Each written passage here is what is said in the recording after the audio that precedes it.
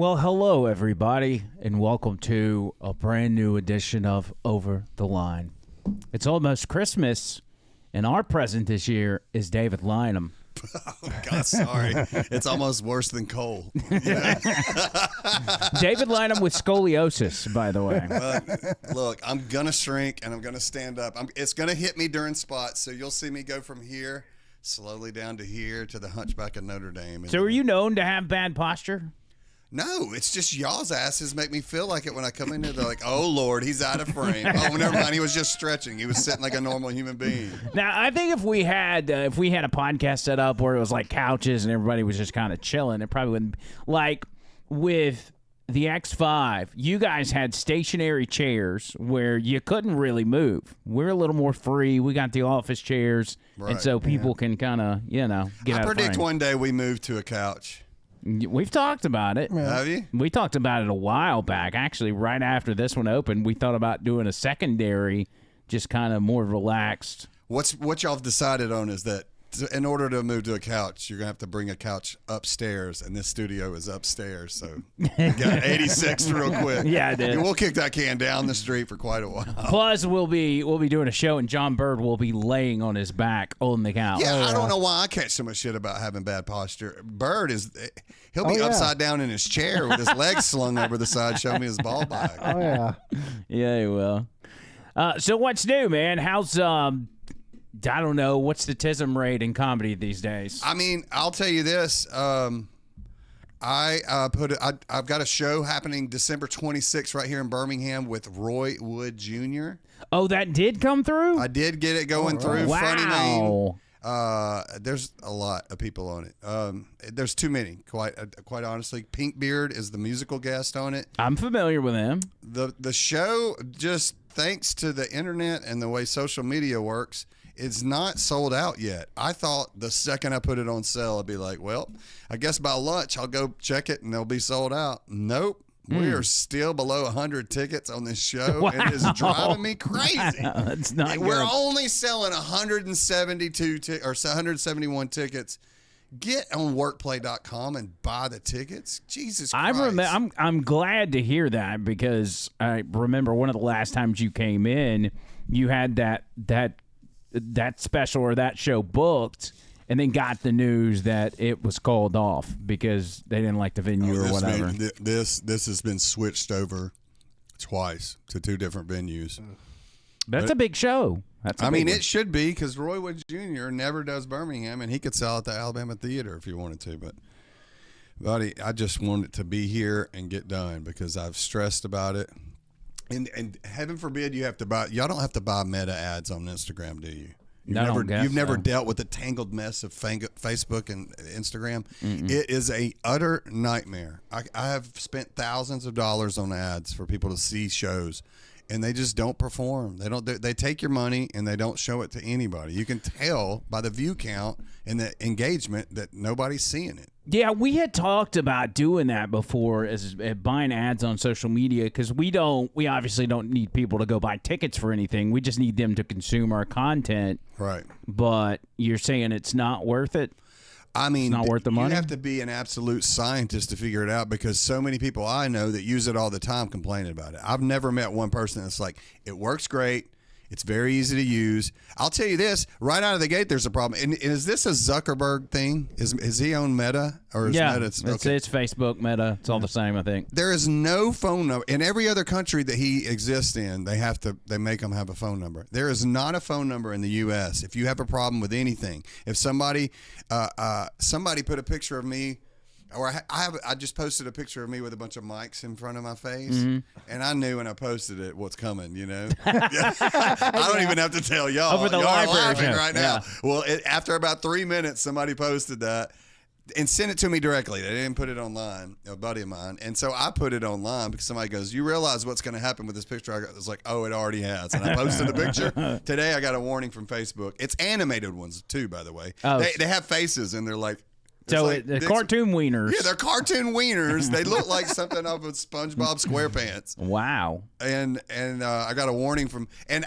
I'm so terrified. I use that for marketing. I have a lot of friends on Facebook and I have a lot of followers and stuff. I'm so terrified that I lose that because I've seen Casio go through it. Yeah. And it's terrifying to me if I lose that as a marketing tool that could really set me back a few years. So I was just like, yes, your master. I'm sorry. And I pulled it down and I was like, we're the same way with this. Like, we have to be so careful that I think the rules have been, they're a lot more relaxed than they used to be from the time that I lost my original Facebook. Casio lost his. But still, they have the ability to yank it down anytime they want. And so you're at their mercy.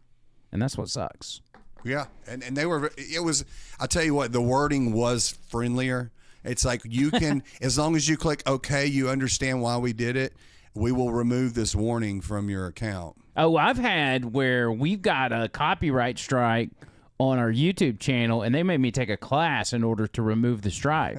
Like, I watched this video and answered these questions, and then they took the strike off after like 90 days. They are probably back at corporate going, watch this pussy. Hop on one leg, you piece of shit.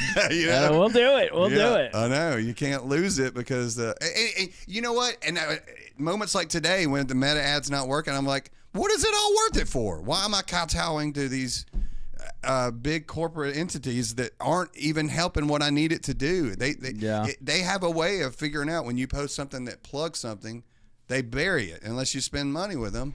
And I set an $80 ad for a show we have this Saturday, and I turned it on 2 days ago. It's supposed to spend $20 a day up until the time of the show. It has spent $1.10 of the $80, and it. Like, what does it have? 6-7 likes. This thing should be cooking. The plays on it, because it's a reel that's advertising the show. It should be. I finally, right before I came up here, I just shut it off. I was like, what's a waste of money? What are they going to do? Let it jump to 80 on the last day when people have already made plans for Saturday and it's not going to move any tickets then? We should, as a test, we should take one of our clips or one of our shows and buy ads or whatever, pay Facebook to promote it, and just see what kind of reaction we get compared to what you get. Yeah. Not that it's a pissing contest. I'm just saying it's just a test. The algorithm. Yeah. You're right. You should test it by putting in the ad. This is just purely a test. If you saw this and it said sponsored on the bottom, we need you to put a comment somewhere, and that's what the ad should actually read. Yeah, it should say, we think Facebook's ads are bullshit and they're taking people's money. Right. Comment if you see this. Yeah, comment sponsored if you see it. You mentioned Alabama Theater, by the way. I went there last night. For a movie? Yeah, my mom says I've been there before, but that's the first time I remember going. Really? It's really nice, but those seats, bro, those seats suck. Did they? They're too small. Were you in the pores seat? I guess. But it was like, he was in the 2-for-1 Groupon seats. He's like, there's a goddamn bitch up here. I'm sitting on it. Listen, it was me and Trish, and we had 4 tickets. So we had a seat on each side of us that wasn't taken up. They weren't reserved. They were general admission, but my cousin and his wife, they were supposed to come. And so we didn't have anybody on either side. The place was packed. But I got down in that seat, and I'm like, I don't like this, man. It's just a little too close to my rib cage. They put a purple usher jacket on, and we're like, if you'll seat people, we'll let you sit in here with the main room. Yeah, I would like to know if the seats get better. I was up in the balcony, so I didn't know. I've never heard that. I've been in there a bunch. I've never noticed them being. Have you been to the Lyric? No. I think they own the Lyric now too. It's right across the street. Right across the street, yeah. And it's I think they're bad. It was just the armrests were like in my ribs, and I didn't have a problem like getting up and down out of the seat, but the armrests were just a little low. For being a fatty boom batty? Yes. I was like, they don't like. You know what happened? This chair hurts my feelings. We went to. You're not going to like flying, Andrew. I'll go and tell you. No, I don't like flying either. We went to see Home Alone, and we left within 7 minutes after the movie started. Really? Yes. That's an expensive ticket. Yeah. I mean, just to get in the building, it was. Oh, he works in radio. Here we go. Here we go. Here comes the flex. I have no idea what it cost. I got to imagine if it was a bunch of money, my wife would have never bought the tickets. But she wanted to do it just to experience it. So we went. Some guy came out and he played the organ, and then they showed a little Tom and Jerry cartoon. And then we got 7 minutes into the movie, and she looks at me. She goes, "You know, I've seen this movie before." I said, "Me too." She's like, "You want to go?" I was like, "Sure, let's go." So we just walked around the Alabama Theater for a little bit just to kind of look at the Christmas decorations or whatever. My brother goes all out. Now, if I pulled up his Instagram right now, it's ridiculous. They all dress up like a character in the Christmas Story, And they even have a fake turkey on a tray, and they go in there and they do a photo shoot in front of everything in there. And I was wondering if you saw that while you were in there.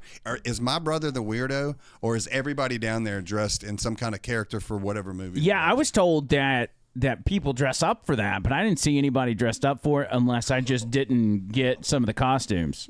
So people say if you do like Christmas Vacation, everybody's dressed up. Let me show you my brother. It's absolute insanity. Now, if nobody's doing it and it's just my brother, that cracks me up so much because they got to be like, look at these weirdos.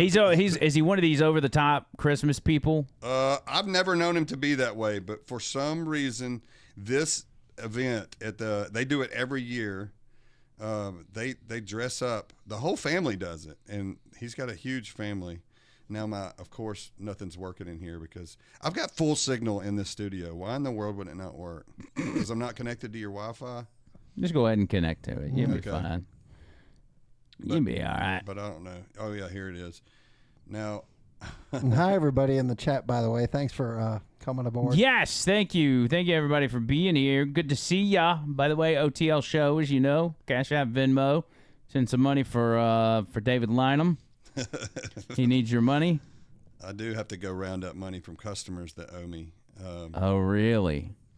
Yeah, and a little house cleaning. Rainey, haven't got your gift here yet, but it is at the shop. We are picking that up. And also, Bird is on a mini vacation right now.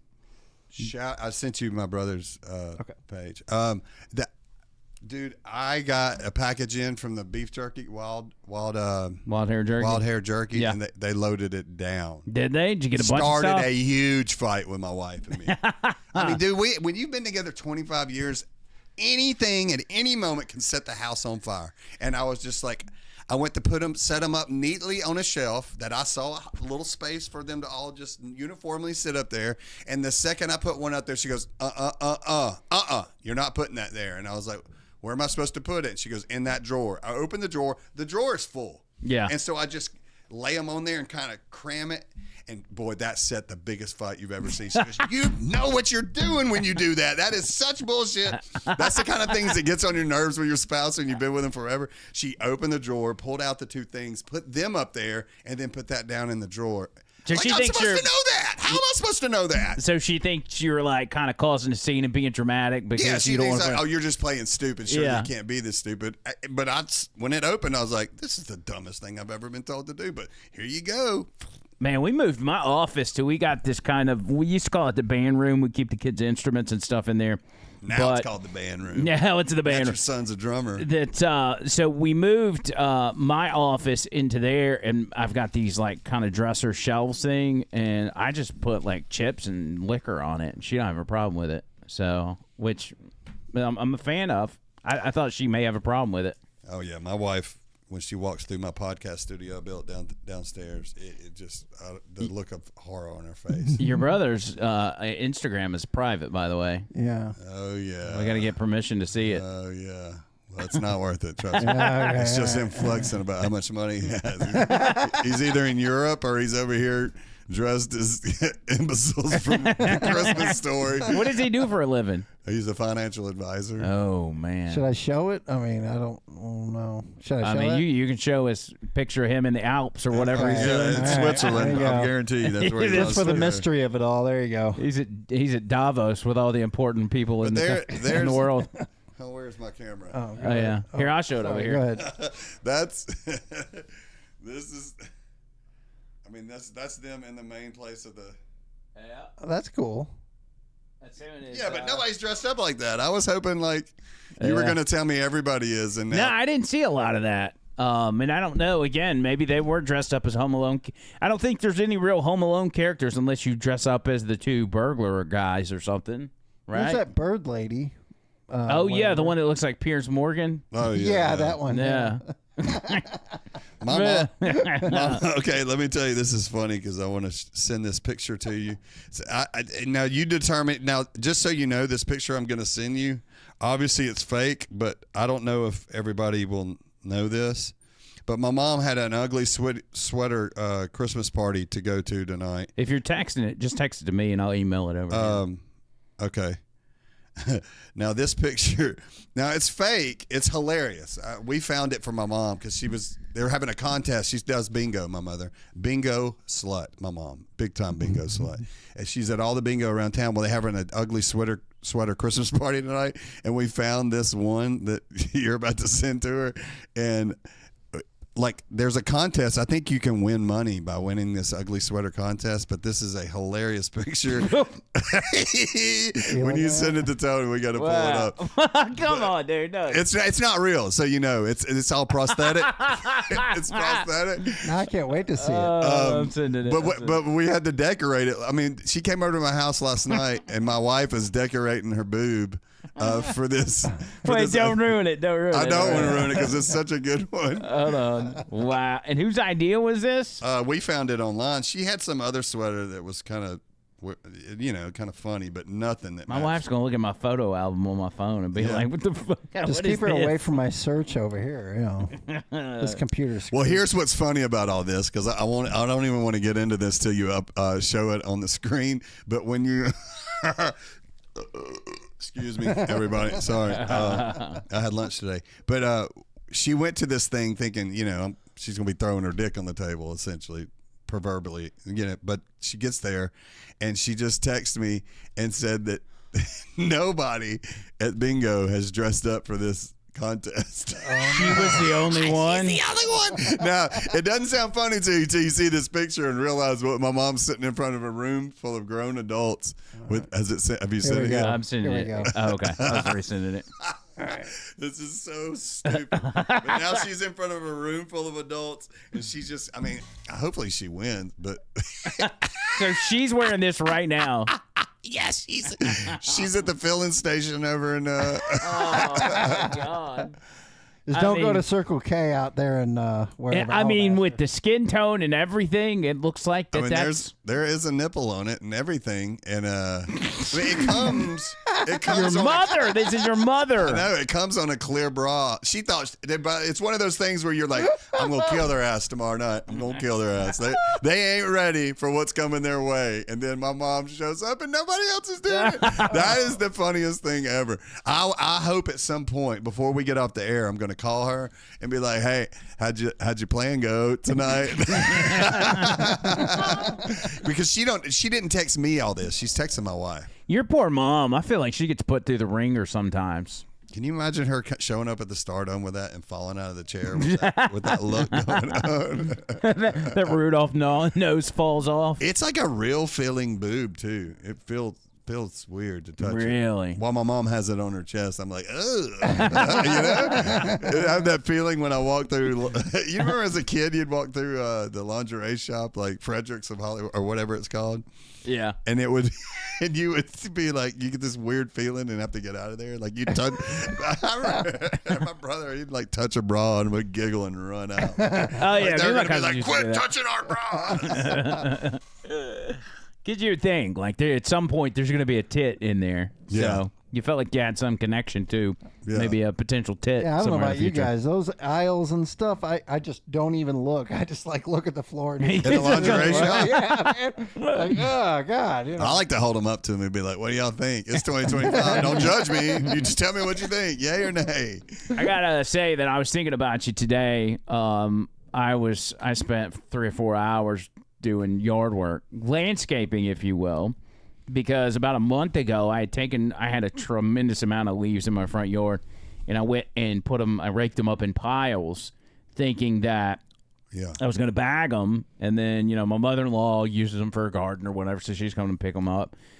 We do about 15 bags, and it didn't even put a dent in the piles of leaves that I've got together. And so Trish buys this. It's like a reverse leaf blower. It like sucks them in and like mulches them in a thing. And I did about 2 batches of that. And again, I'm not putting a dent in it. And I had to get it done today because weather's gonna suck tomorrow. And I finally just said F it and got the lawnmower out and just ran them all over. Now it just looks like I never did anything in the first place. Because there's mulch, like shredded leaves all over my yard. Now, did you have the leaves in piles in different spots? Yeah, in the yard? There's about 25 piles of leaves in my front yard.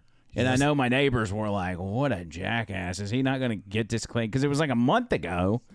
And they're like... And it was windy the past few days, too. It probably blew the bitches everywhere. Oh, yeah, they were. The piles were a lot smaller than they were when I first put them together. But you can do that if you have a mulching blade on your mower. I've got mowers that have a mulching... But it's still, even when you do a good job, at the end of the day, it will look like there's just a brown haze over it, tin over it. Now, you can blow that out. We have my guys blow it out. But. I should have just got you to come over there in the first place. But, you know, I'm like, I don't want to bug him.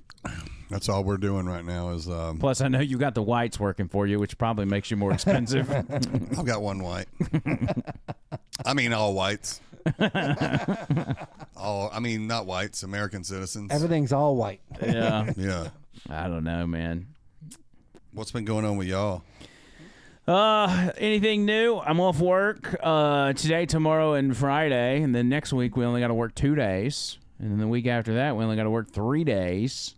So I'm having to put I've got like 15 vacation days left, but I'm putting them in the hopper for BARP, the Bubba Army party, which is only like a month. Yeah, a month away. I'm going to be down there with Bubba. If you think, how many people you think you would have to call on your phone right now if you didn't give them a heads up and said, hey, I need somebody to go Christmas caroling with me tonight? Oh, dude. How many people into your phone do you think it would take? 0. Well, one, my wife. She would absolutely do it because she did it to me one time. I was on the radio and she said, by the way, but I mean, it would be... she said, we're going Christmas caroling tonight. And so I pitched a temper tantrum on the radio. And then she texted me, or when I got home, she was like, "Oh, I was just kidding. It was a joke." So we never win. Oh, damn, she was just messing with me. Play it back on her because I can't do it on her. But I'm just wondering how many people it would take if I called them right now and was like, "I got it." What about your mom? To ask her to get her to believe bingo, she would tell me to get. Well, no, after bingo, but tell her she has to keep that outfit on. Tell her it's content for my website. Yes. Yes. Jamie had $10 on the super chat. What up, guys? Merry Christmas, Lenham.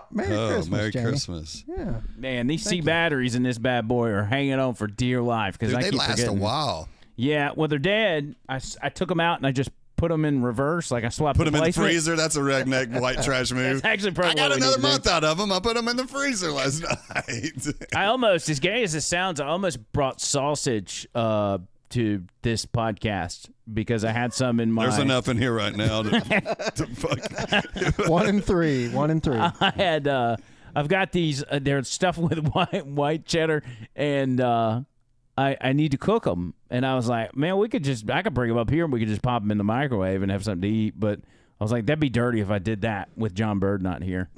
Like if I'm gonna bring something soft to eat, it needs to be while John Bird's here. Oh man, he will eat anything. Hey, Lynham, you know what J-Dub's comedy by chance? Yeah. Yeah, Okay, J Dubs. They said Lynham still checks his temp anally.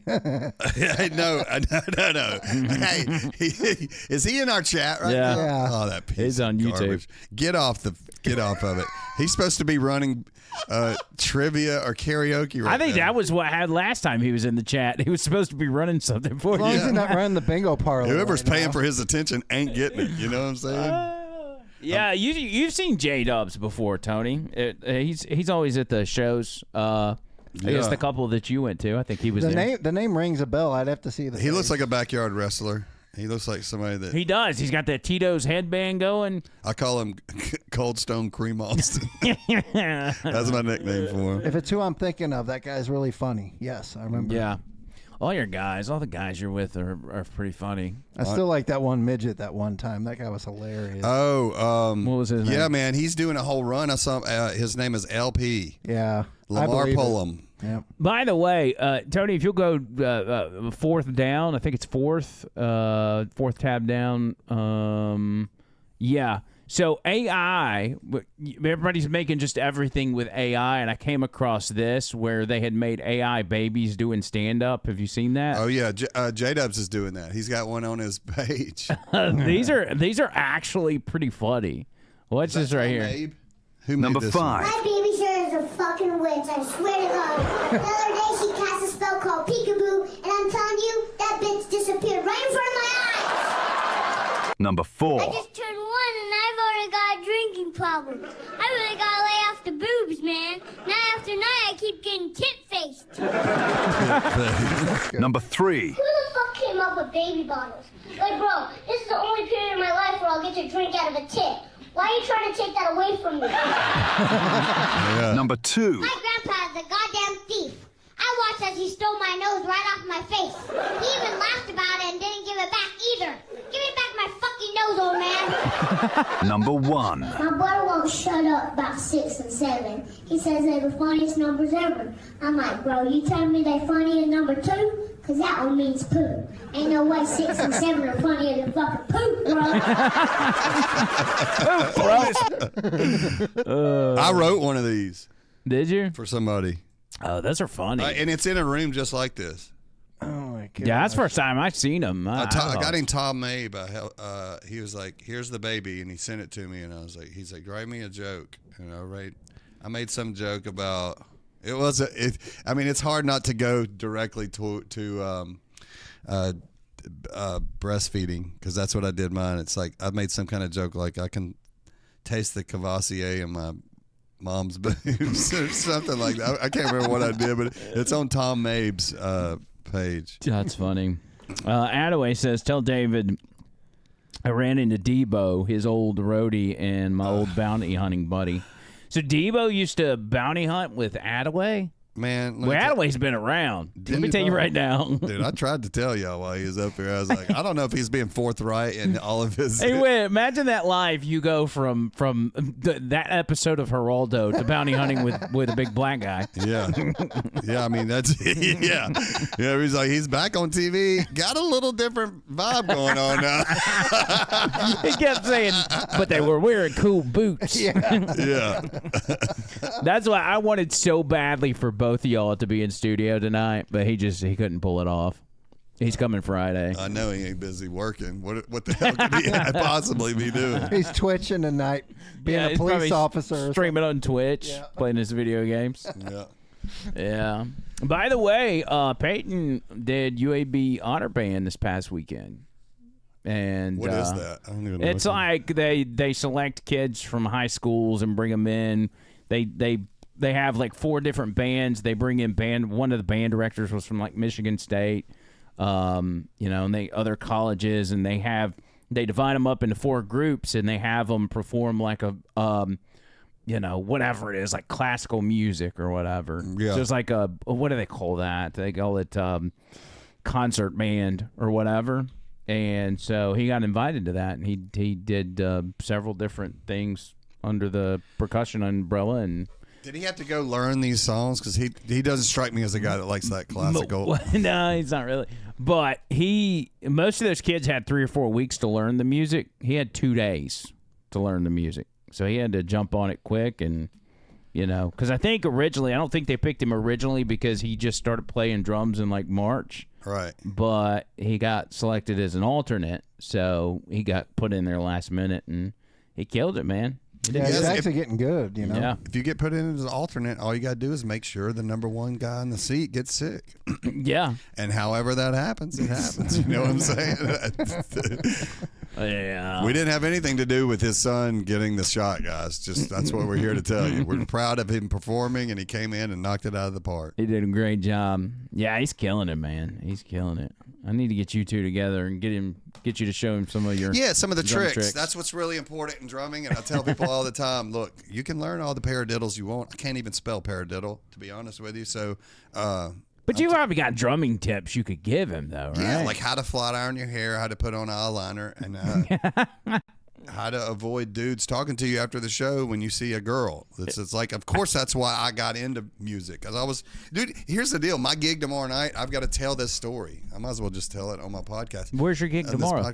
I've got a gig in a public library in Huntsville tomorrow night. Oh, yeah, that's right. And at 6 p.m. Yeah, and I'm explaining, got to keep it PG and explain my career.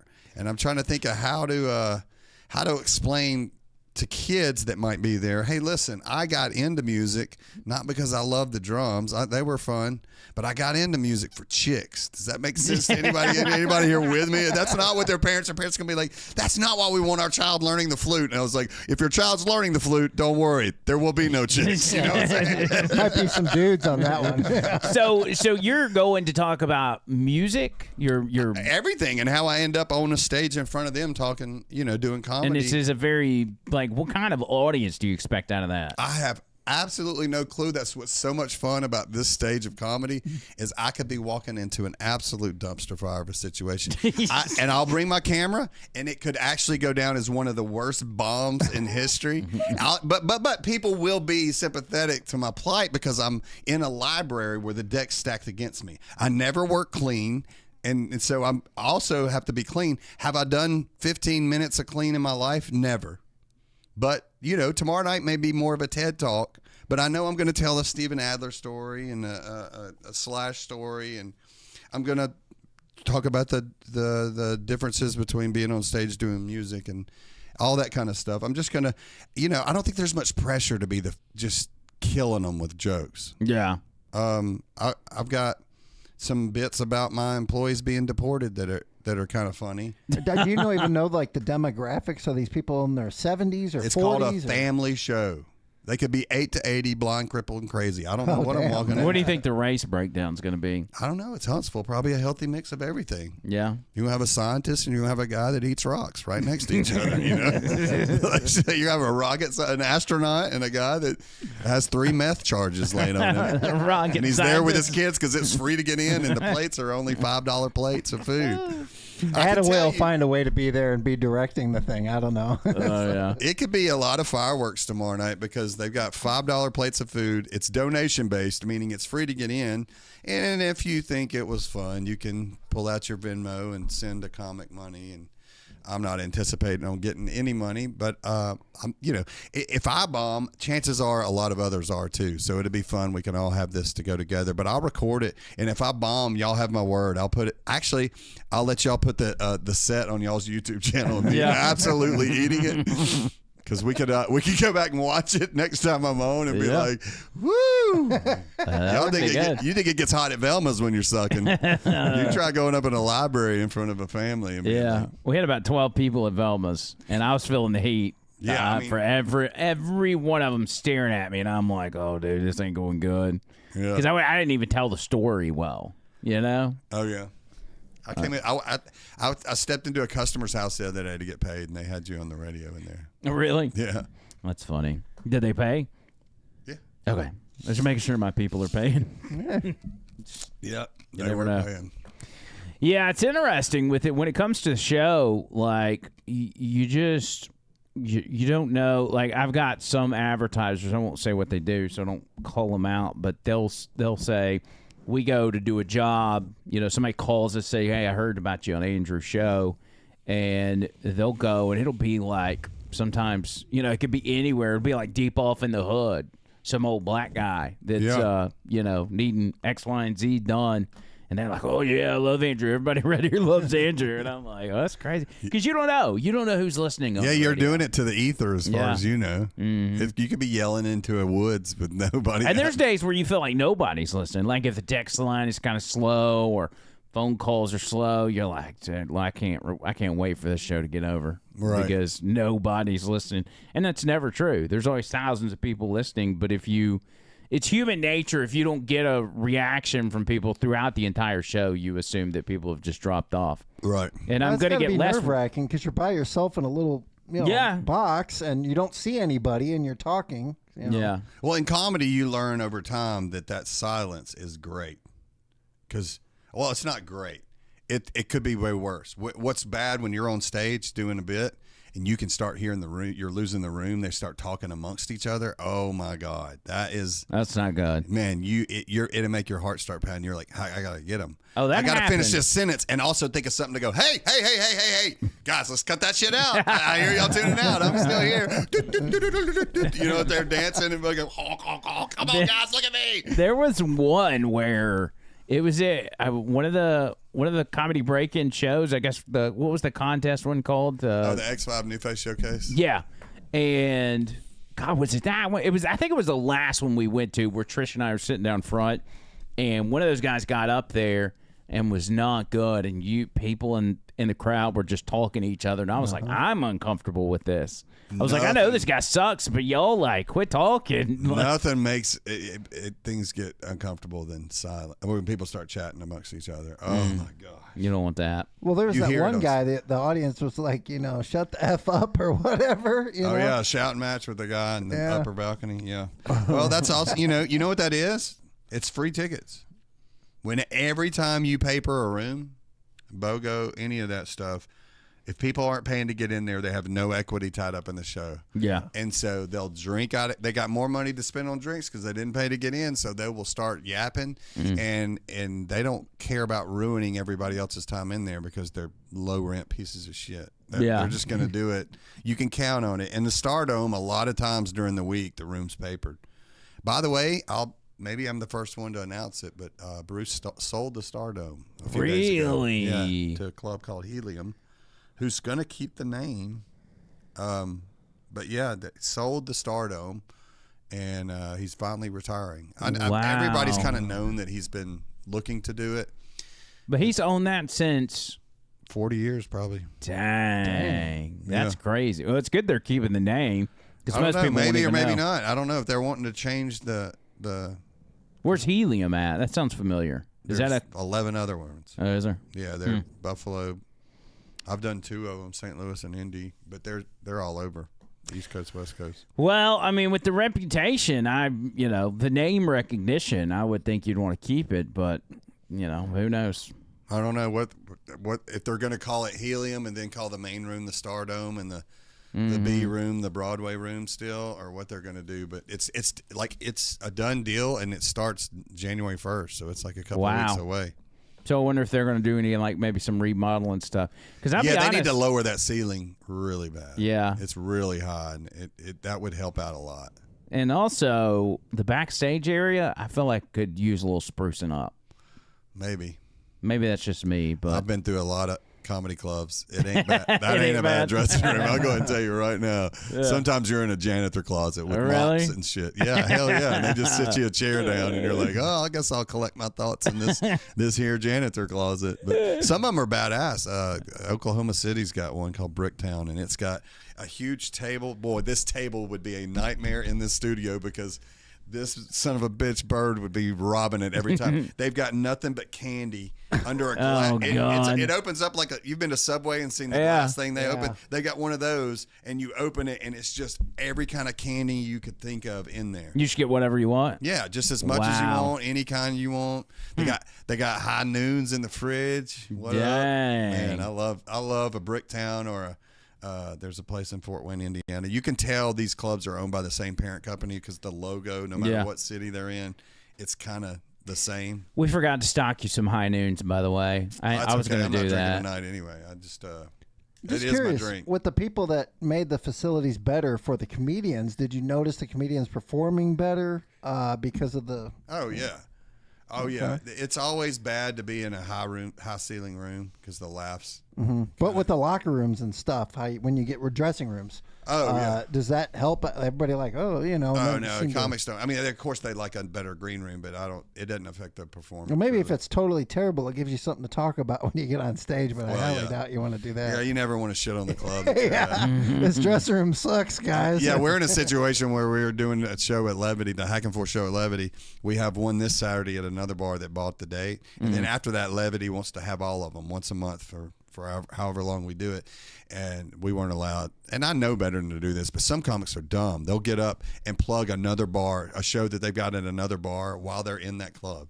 Wow. Which is something I never do just because it seems distasteful to me to plug another venue. Yeah. It's fine that you're doing one there, but don't get on our stage and say, y'all don't come here that night and drink, okay? Right. Make sure you go over there to the other place and drink and support us over supporting this venue. Yeah, that's not a good look. So go ahead and do that. What happened with, you said I don't know if this is public knowledge, what Casio was doing?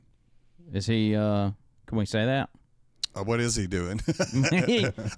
Possibly moving out there? No. Where he was at last night. Oh, yeah. He didn't get picked. So, no. Yeah. He was at Kill Tony. Yeah. Oh, okay. Yeah.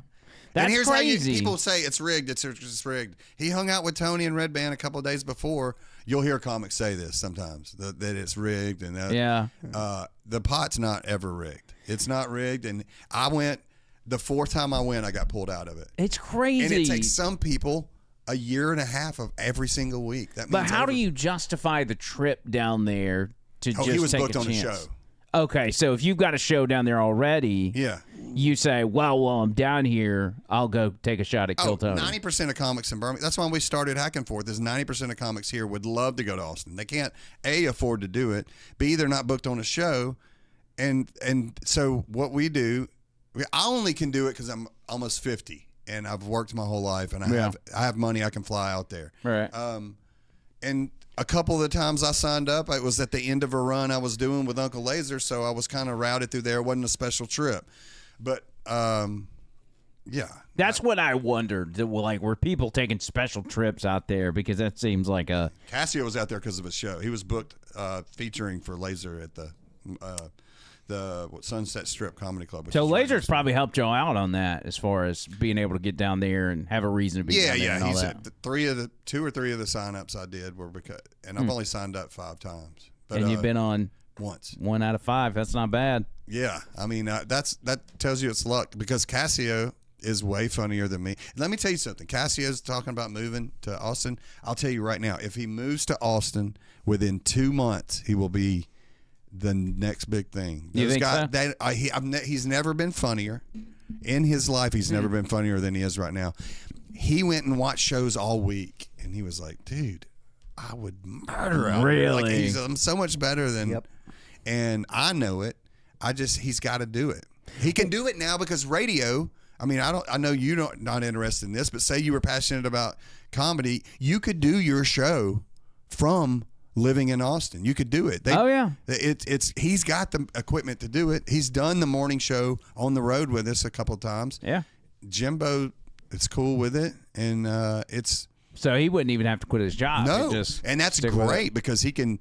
That's insurance and all kinds of great stuff. Yeah. And man, we're putting a plan together. I'm trying to urge him to get out there. Last time I saw Cassio, I thought this guy could be on Netflix and have good ratings by far, you know. If he blows up before we ever get him on this podcast, I'm going to be pissed. Dude, he's my meal ticket. I told him, I said, it's time to get on the Ozempic. It's time to get your life together because obviously he's at that age where this is going to be his last run too. Yeah. Like you can't be 65 years old and go, I'm going to go out there and go. I shouldn't be doing it, and I'm almost 50. Honestly, I'm very self-conscious about the age that I started this comedy thing. So I know with him, if he doesn't do it now, he's a guy that likes complacency, and he'll sit in Huntsville the rest of his life. And I'm like, buddy, I'm going to be your friend. Even if it makes you mad, I'm going to get you out there. I'm going to nonstop be in your ear. And at the end of it, I always throw in, because you're my meal ticket. And I'm sorry to use a food reference for Casio, but I was like, you are my meal ticket. I started too late. I don't have anybody that looks out for my well-being like you. So you get out there, because I know he's going to be a household name. I'm telling y'all right now, listen to me. Casio is going to be a household name. If he moves out there in the next 6 months, within 2 months, you'll be hearing about him everywhere. He'll be selling out places. And your boy's going to be right there for the ride. I've always been a fan. I've always, Cassio back in the Rick and Bubba days. I always loved Cassio. Yeah, that last time, dude, he totally dropped the hammer on it. I was laughing my ass off his last time. He's funny. I told him about tonight. He had just flown back in yesterday, and he's performing tonight at Levity, so he couldn't come do the pod. But I'm in his ear about coming up here. He's going to do it one day. It'll work out on timing wise. But we just, it's rare that we've got 2 seats open. But even if Cassio finds himself in town, he can stop by anytime. We'll have him whenever. Yeah, he's a great hang and always funny. Yeah, and for him, because I think he's going to the same place that you think. I mean, even if it's not a day we have planned, but he's in town, you can let us know. We can arrange something. Well, and our merch guy, Nick, the gun guy out of Tampa, runs around in some of the same circles that Cassio does with wrestling guys, with the wrestling people. Oh, yeah. Like, they know some of the same people, and I don't think they know each other, but there's a connection there. So he's doing pods every single night. I'm sure to do this show tonight, he had to record a pod early, but I don't know any of the guys he does the pods with. Is it his, or is he doing other people's shows? He's on the network of Conrad's network, adfreeshows.com. Is it wrestling related? Yeah, it's all, the whole network's wrestling related. Way back when, it's like the number one wrestling podcast in the world, and that's really? Conrad's. Yeah, he has on old wrestlers that talk about shit that happened in the old days. But that podcast idea came stirred from his living room. I remember Cassio used to tell me he paid whatever wrestler, just some 80s wrestler was coming through town and agreed to come through for like $500 and sit in his living room and tell stories all night and drink beer with him. Yep. And dude, he was like, David, I'm in the bathroom right now. You're not going to believe the stories that are going on, dude. Andre the Giant called this black guy the N-word one time in a bar. And I was like, what? He was like, yeah, it's crazy. I would die to have a wrestler on this podcast. Because I'm a big wrestling guy. Like current wrestlers? Because I don't know any of them. Well, yeah, I mean, obviously I don't know them, but I keep up with it enough to know who's who right now. My kid watches it. I watch it with him. It's not as good as it used to be, obviously, but with all the production, it's not as good. No, it's just the booking, the writing, the storytelling is just, I don't know. There's something off about it as of late, and you're never gonna match the era of Attitude. Stone Cold and The Rock and all this. I thought The Rock was back in doing stuff. Yeah, he shows up for like one night and then disappears for 12 months. So he's not under any kind of contract. He just does it for flair or something. Yeah, he came in at one point. John Cena. Because he turned heel, right? Yeah, John Cena was the ultimate babyface. He was like the good guy of all good guys, and The Rock comes in for like a 2 or 3 week span, convinces John Cena to sell his soul or something weird that wasn't even spoken. Yeah, it wasn't even spoken about. It was just kind of, you were guessing as to what was happening, and he turned John Cena into a bad guy, and then within like 2 months, John Cena's a good guy again, and nobody knew really what happened. And that goes to the storytelling. It just, some of it doesn't make any sense. Like the writers they hire. Yeah. They've gone through everything, though, to be honest with it. Triple H runs all of that. And you would think Triple H and Shawn Michaels. I do know that, oddly enough. I do know that Triple H runs the company. Well, you would think them being from the Attitude Era, from the greatest point of wrestling history, that they would be able to put stories together, but it seems like they just can't. Maybe it's that Vince McMahon flair, and it's like, okay, yeah, he sexually essayed some people. He shit on a girl, dude. Let's be clear here and not mince words. He shit on a chick. But look, literally, not just like talk bad to her. He took a dump on her. Could you be like, please don't shit on anybody? Can you write us a storyline? To me, I just can't imagine. I know if I watch pornography, how immediately sickened I am at the instantaneously at myself. I'm like, oh, this is horrific. Oh, gross. I'm such a monster. I can't imagine taking a dump on a chick and being like, okay, well, we're done now. That really got just me going. Toss him a towel. Like, what are you doing, dude? That's crazy. You're gonna smear it in. A towel's not gonna help. Yeah, what is his thinking in his head? That was part of the case, right? He defecated on a girl. Look it up. Captain, just ruin your Google history. Just type in, did Vince Tony McMahon. Baloney, pull it up. Did Vince McMahon poop on a girl? Did Vince crap on a girl? Yeah. I know the answer is yes because I read the article. But he did put crap. What you said. Says, according to a 2024 lawsuit filed by former WWE employee Janelle Grant, she alleged that Vince McMahon defecated on her during a sexual encounter in 2020. Boy, COVID Roll Tide on that. Huh? What about that? COVID was a weird year, man. Oh, don't blame that shit on COVID. That's a 55-year-old sphincter trying to hold it in until he gets to the end of it. Yeah, it probably was an accident. I wonder if it was an accident or if he's like, she's like, I'm kinky as shit. And he's like, you ain't seen nothing yet. I'm about to paint a UPS truck right here. It says the lawsuit, which contains detailed and graphic accusations of SA and S trafficking, claims that during a threesome, McMahon defecated on Miss Grant's head. He's like defecated on her head and then instructed Miss Grant to remain in place with excrement in her hair and to continue performing for his friend for an hour and a half while he went to shower. Okay, what was it? MFM threesome or FM? I don't know. McMahon has denied all accusation made in the lawsuit, though. Through a spokesperson, he stated that the lawsuit is replete with lies, obscene made-up instances that never occurred, and is a vindictive distortion of the truth. Well, if you were going to make up something for a case, seems like you would do something different than making yourself look like you were picking feces out of your hair. But think about just, I mean, I don't mean to make everybody imagine that scene, but got Vince McMahon. You got Vince McMahon. He's naked. All right, and then another chick. Already a rough look, by the way. We're starting out with one of the roughest looks as you can imagine, dude. Vince McMahon is naked. There's a former employee, or maybe she's an employee at the time. No, she was naked, an employee at the time. And she's got doo-doo on her head. And Vince McMahon says, I'm going to go shower. Don't move. And then he's the one that goes shower when she's covered in poo. He ultimately fires her, and he had to, when he brought her into the office, he had to know in the back of his head, she knows something about me that's not going to be good. That had to be in his head. Well, what I'm not believing it. I'm sorry. I don't think that it won't be long till we get the story about Sharon Moore pooping on an employee as well. The coach of Michigan. I mean, he's been doing some wild stuff. You've been keeping up with that, right? No, I haven't. I don't keep up with it. The head coach at Michigan, how he got fired and then went to jail. No. Okay, dude, so let me just. Everybody knows all the your story listeners except for are David. like, this dipshit you have on here. It's like he lives in a cave. I'm going to give you a cliff notes. So the head coach for the Michigan Wolverines, all right, ends up like he's banging a staffer. And rumors get back to the athletic department or the presidents or whatever, and they're investigating it, and they go to him, and they're like, hey, it really seems like you and this girl have a relationship. But keep in mind, he's married with 2 kids. They said, you're going to have to we're going to have to transfer her to a different position, or we're going to have to fire her. You make the call. Well, he said. They're going to let him make the call on firing That's somebody? what it seems like what happened. She's just a pawn. Well, no, she did spread. Well, she's an adult. Yeah, You're right. Go ahead.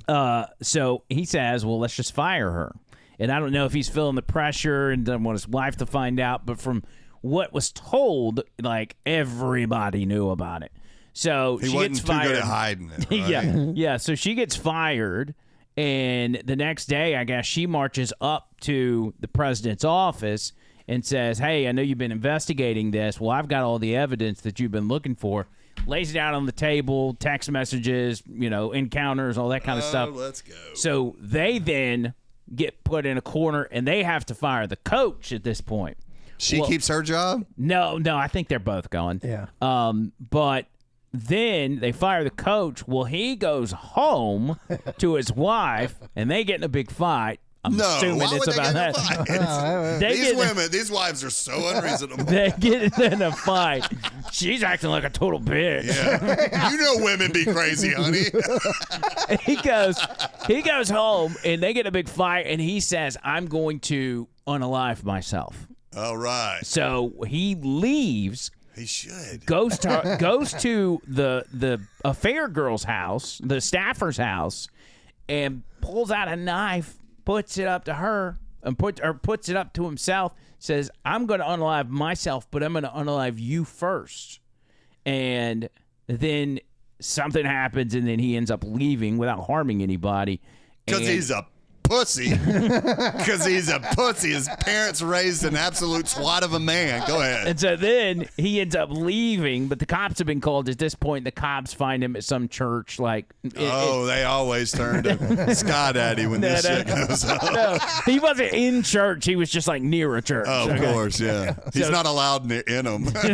He's sleeping with Stafford. They arrest him, and so he's in jail. And they had on the news. They would live streamed his bond hearing. It was like $25,000 or something. They ended up letting him out or whatever. But after that, even more stuff started coming out to where during halftime of one of the games, he was DMing an OnlyFans model, offering her season tickets if she would, come do a little boop boop with him at some point. Now, real quick, when he There's a went bunch to more, one of the women's houses, I think he was going to unalive himself. Didn't he say, hey, I'm going to do it and make you watch or something like that? Well, I thought It maybe. I thought he said he was gonna unalive her first and then unalive himself into like a murder suicide. Yeah, I've heard both deal. stories, so I don't know which Yeah, one. it could be. Yeah. But anyway, he did something he wasn't supposed to do. Like, you could have just taken the L, got the divorce, paid the child support, and found that you could be coaching in 3 years from now. You'd probably be back in coaching. Yeah, and he already got 13 of the 30 million on his contract, so it wasn't like Wasn't a loss. Yeah. Just walk away. Couldn't I mean, do it. being a bad coach at Auburn is a good. I mean, that's a pretty great career. It's lucrative, yeah. I tell you what, pussy can bring down anybody. You hear me? Jeff Bezos, it don't matter who you are. It don't matter what. It don't matter how bad that door's locked and you can't get in there. There's a woman that can get her way in there and she can bring down the whole company. He would bring down the whole operation. I'm telling you, I got a friend of mine that just got done paying child support on his kid from a crazy ex-wife. How much is his child Total support? was $117,000. And he's telling everybody about how this lawyer that's also a comic got him out of the continuing to pay it and even got money sent back to him, which is unheard of. Oh, so he just paid one lump sum? No. He's been paying it forever. The lawyer got it stopped. And so he's bragging about, this lawyer's great, man. Even before he brings him up on stage, will be like, he got my child support cut off and even got me money back. And I go up after him. I was like, you know what's crazy is this son of a bitch, this guy I know, this friend of mine, it's got horrible taste in women. He'll make that same mistake again. He'll just absolutely he'll bend a stripper over the back of an AC unit behind a club and get her pregnant and just start that whole payroll thing all over again. Dude. Well, keep that lawyer in your contacts because when you find a good lawyer, like I remember when I was younger, we were all young and dumb, and we've probably all gotten behind the wheel after having some drinks. Yeah. Which I did one time, and it was like 6 or 7 o'clock in the evening. And I was on my way home, and I wasn't like out of my mind, but I was above the legal limit. And I'm fooling with my radio. I'm like a block from my house, 2 blocks from my house. Well, on the road I lived on, people there were no real driveways, so people park on the side of the road, like right there on the white line. Well, it took a second to mess with my radio. I look up, and I've sideswiped one of these cars. And then I sideswipe another, and I'm trying to gain control, and I hit 2 more. I hit 4 cars total. God dang it. The fourth I didn't one, know about that. the fourth one go. spins me, and I end up running my truck into my neighbor's house. And listen. How many babies were in the room that you ran over? It's like he's on a spree. Those people come out and they're yelling at me and they're like, "We can smell it on your breath. You're drunk. And the cops are on the way." Blah blah blah. I've got a friend that needed a place to stay. He's living in a basement at the time. I mean, this is between 15 and 20 years ago, and he's he's a wild one. Like he's a firecracker. So he comes down there. He sees all the commotion. By the time the cops get there, he gets down there and starts getting up in the cop's face because he's trying to give me like breathalyzers and field sobriety. And he's like, "You can't arrest him." And he's just making it worse. Yeah. And so anyway, he ends up. I blow a .05.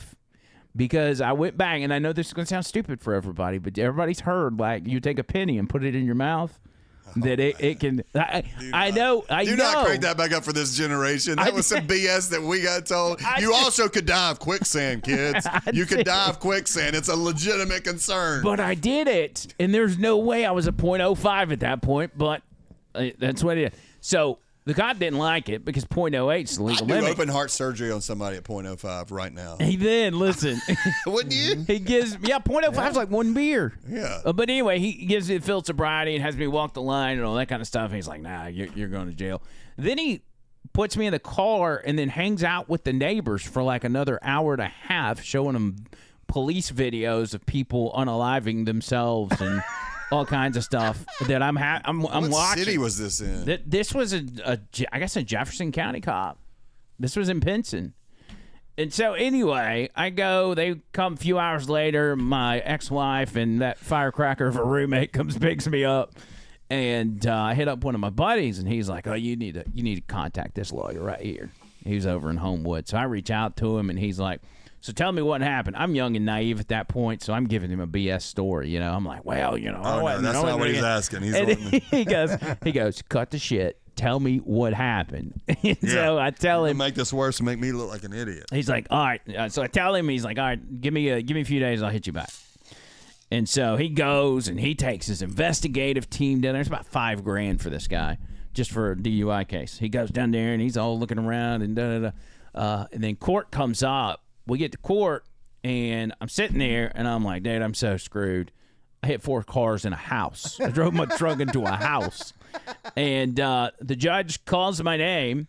My lawyer walks up. He tells me to stay sitting down. He walks up there, whispers something to the district attorney, and the district attorney whispers something to the judge, and then lawyer walks back over to the door and waves me outside. He's like, come on. And I get out there. He's like, all right, they dropped the charges. And I'm like, what? He's like, yeah, they threw it out. They don't have enough to convict you.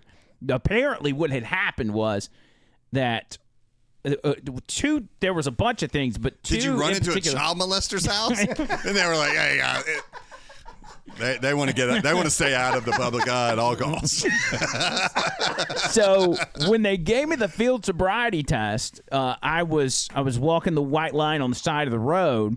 Well, apparently it was kind of at an angle. It was like concaved or whatever. Mm-hmm. I was wearing Crocs or something at the time, so I was doing it barefoot. And also they had me walking the line towards the squad car where the lights were still going. He said this cop was an absolute dumbass, and he did everything he wasn't supposed to do, so all of it was just invalid, and they just threw it out because they wouldn't have been able to even waste their time trying to convict me. The DA threw it out. Yeah.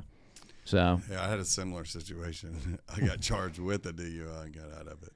Oh. Man, I don't know if I can tell it. I've never told that story that I just told. But. Now, you told me about the I don't know what you're going to say, but don't say it. No. You told me the second half of that story, but I never knew about the cars in the house. Yeah, it's 4 cars. That is aggressive as shit. 4 cars in a living room. Sometimes you see, I mean, I've driven past a car that's crashed into a house, and I'm like, what kind of crazy shit happened there, you know? Yeah, everybody thinks that when they see it. It's like, God, I hope not. I can't imagine being in my living room. And sometimes you'll see houses right next to a curb, and like you can tell their dens right there. I'll be like, I wouldn't buy that house. Man. Some of these DUI curbs you live on, dude, that's crazy. Yeah, I saw a car in this house, and the back plate said "Hey Now" on it. I don't know. No, here was the funny part is that somebody from the Trustful Tribune showed up, and this is like. They're nothing but like a little on-time nightmare. They're an online outfit, and they've got a reporter down there, and they're reporting on this. And I'm like, oh, this is ridiculous. Keep in mind, at the time, I'm doing that Captain Charisma chat room, pretending to be I'm a DJ thing. Well, my buddy who's down there, he's like, yeah, this is Captain Charisma. He's got a radio show on the internet. Oh, just making you look like an imbecile. And so they put the article out. Put the like, shovel down, buddy, please. It said Andrew McClain, also known as Captain Charisma, runs his damn car into a house. They put Captain Charisma. Hey, there's one way to make people forget about the 4 cars you swipe, and that's putting a car right in a living room, dude. People don't even talk about the 4 Benzes that you just scrape down the side of. There ain't no way there's 4 Benzes parked in Pinson, but still. Oh, dude, it was bad. And I've had some crazy stuff happen to me that I've never talked about publicly that I probably will at some point. Yeah. But that's the first time I've told that story. I on the way home from a gig, I usually would, like after a show in Gadsden, I would sober up. And so I would sober up at the bar next door after drinking a while. And then as I felt sober, around daylight, I would drive back. This night, for some reason, I don't even remember leaving. I just threw my drink in the trash and hit the road to go back to Trussville. 45-minute little jump. You think I could make it. I do not even remember leaving. But yeah, I wrecked my car and just luckily ejected myself into the woods. This is younger dumbass me, by the way. Yeah. Never do this now. And they found me. They were going to find a dead body. They found me in the woods. And they brought me out, and they took, of course, when you get a DUI and you have a wreck like that, you don't go to jail. They're taking you to the hospital, cutting all your clothes off of you, make sure you're alive. And they did that with me, cut one of my favorite damn Affliction shirts I had. I remember being torn up about that. I ended up going back and buying another one just like it. But I went to court, and God, I don't know if I can tell this Yeah, story. Just do it. Just do it. Statute of limitations is probably gone, right? Yeah. Oh yeah. Absolutely. Okay, so I go to court, and my lawyer's a friend of the family, so I'm getting a buddy deal. He shows up, his shirt's unbuttoned, not even, and I was like, "Hey, before we go in." I'm got like eyeliner on my, I look like a geisha doll myself, but I'm like, I don't need my lawyer to have his shirt unbuttoned because you're going to jail if that happens. I gotta get. So he came in and he's like, they postponed, and he came up to me and he was like, here's some little news you'll find interesting. This officer that issued it to you, the state trooper, had to issue it to you. You understand, right, David? I go, oh, of course. I was out of my mind. He goes, he had to issue you a DUI. Also, fan of your band, big fan of your band. Oh wow! And I was like, what? And he goes, here's what I need to know from you. Would it be possible for you to get? We had like 6 CDs out at the time, or 5. And he goes, would it be possible to get all the CDs y'all have released and have them autographed? And I was like, what are you trying to do? He goes, don't worry about what I'm doing. Can you get that? And I was like, yeah, I can get that. He goes, you can get it before our next trial date in a month and a half. And I was like, yeah. And so I gave them to him. I drove up to his office one day and gave it to him.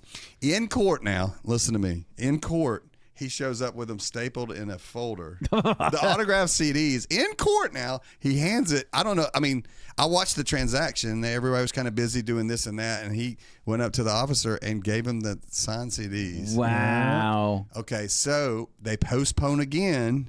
And I'm like, I don't know what's in play here. And I don't think I want to know. This is going down a road that I'm like, I don't think I want to know what's going on. And they come back the next time. And the judge is like, okay, we got to make a decision on this. We've postponed this twice. Let's get this going.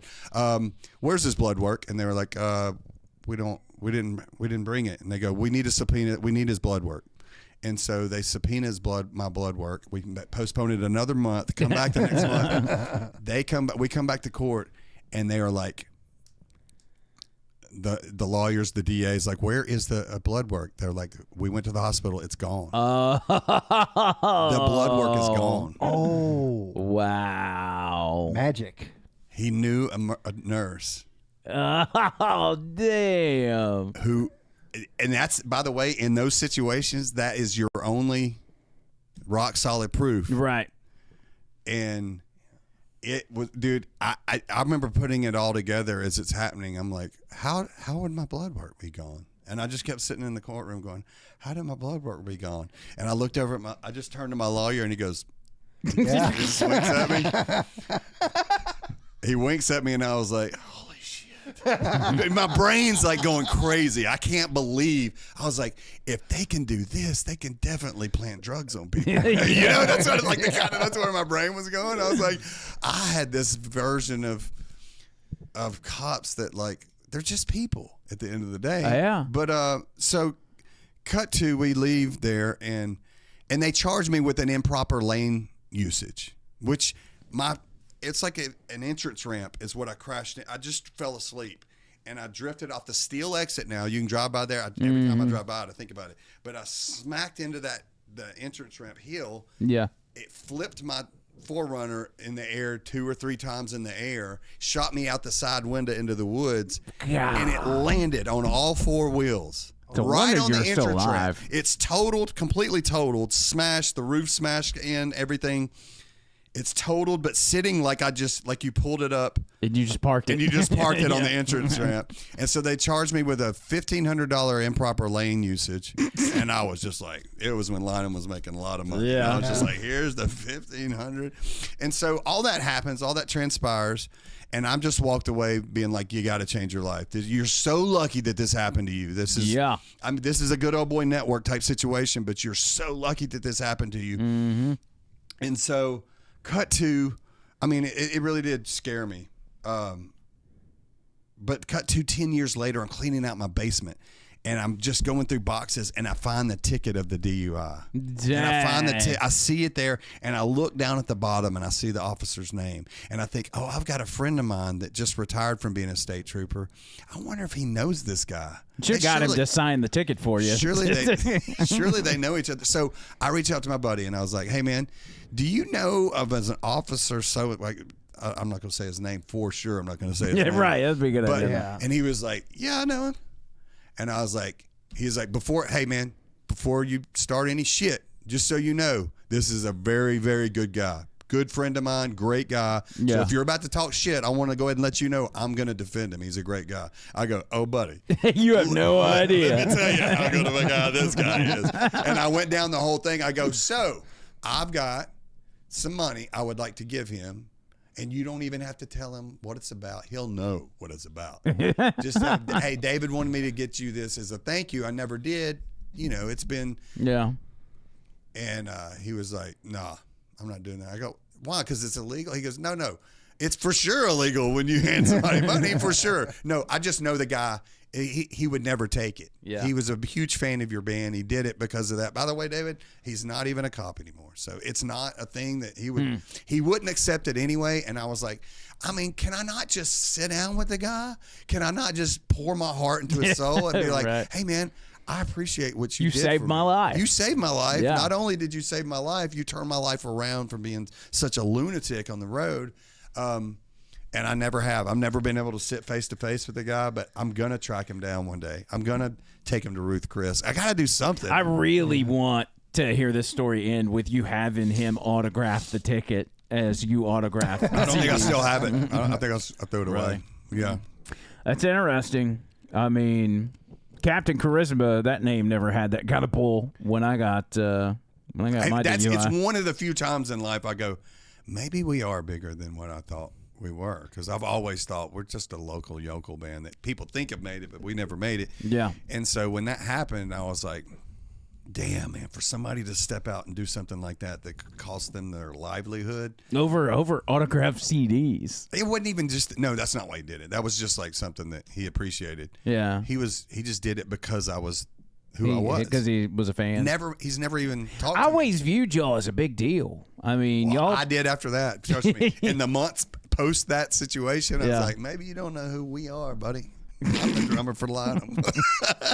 trying to get your shit together, and you got a bigger head than ever. Oh yeah. Oh man, that's good No, stuff. it didn't give me a big head. It really did put me in my place and make me feel lucky. By the way, if you want to donate to the show in honor of us getting our life together over the past few years, OTL show. I mean, I didn't run into a damn house. Let's not be crazy here. He's the monster. You know what I'm saying? OTL show, Cash App and Venmo, because Andrew turned his life around and grew up and became a man. Trish actually put in the chat, she said, now y'all know why I drive him and drop him off at the podcast studio. Yeah, I don't even know if I would trust him driving that lawnmower to do the leaves. And I was getting a little frustrated. She he's gonna actually put it in the porch. Sorry, honey, I crashed it. She said that she posted on Facebook that I was singing so loud while I was mulching those leaves that the whole neighborhood could hear. You're singing? I was singing. I was just. You I had didn't know it was that headphone loud. on, like, yeah, loud as you can I had sing. my AirPods in. I didn't know I was singing that loud. That's crazy. So I've the whole never sang. neighborhood heard. I was singing. I was listening to Highly Suspect, one of my favorite bands. Love that band. Highly Suspect is? Yes. Oh yeah, we had Johnny Love. in. You saw that episode? No, On X5? y'all had him, the lead singer, in. Yeah. Dang. Oh, it's a great episode too. Let me Is tell it? you, I've watched a lot of his interviews. He's never ever opened up like he did on ours. He was just, because I was preparing myself. They were like, "Hey man, this guy, you got to do your homework on him. He is like temperamental. You can't be in there all Yeah. pull my finger bullshit with this guy. He's serious."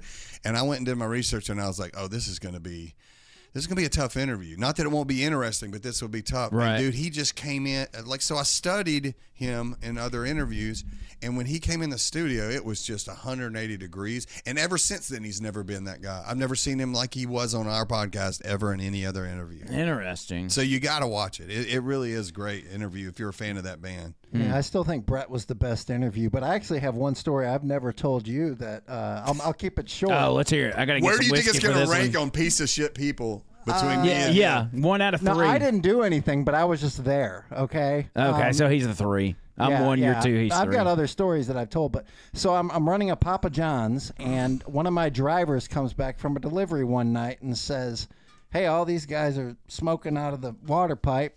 After we close, we're invited to go over there." And I didn't even know. I just knew the address and what they ordered. Did you call it a water pipe, you fucking nerd? Well, I got to be careful. I don't know. You know my bong? business? Yeah, a bong. water Okay. pipe. You like my dad. Were you smoking the marijuanas tonight in the water pipe? Okay, so they're hitting He the had his bong. shit together way before we did, okay? No kidding. I've had to change my terminology because I can't use terms. But anyway, so we go over this place, and I'm like, oh, these people, and they guy playing the guitar and stuff, and I play a little bit, and we start smoking and stuff. And next thing you know, we hear this knocking outside. It was an apartment building, okay? We hear this hard knocking. Like, we're like, what the fuck? So we go to the back room. We're freaking out, and then we hear, "Open up, police!" And it sounded like it was the door at the place we were at. So we were freaking out, and I didn't even know these people. We had just You're like, I knew I should. My instinct was to not come to this stupid. yeah. So it's just getting started. So we're sitting in there, and we're looking at each other. And everybody's like shaking and shit. And then we hear the door break in next door. It was the apartment right next to us, and we hear, "Oh, get on the ground!" The whole thing. Yeah. We look outside. There's like all these lights and shit. Probably like 15 cop cars and stuff. Turns out the guy that was in the apartment right next door had been wanted for murder, and they had tracked him down to the apartment right next to the one that we were sitting and smoking out of. And the whole block smelling like weed.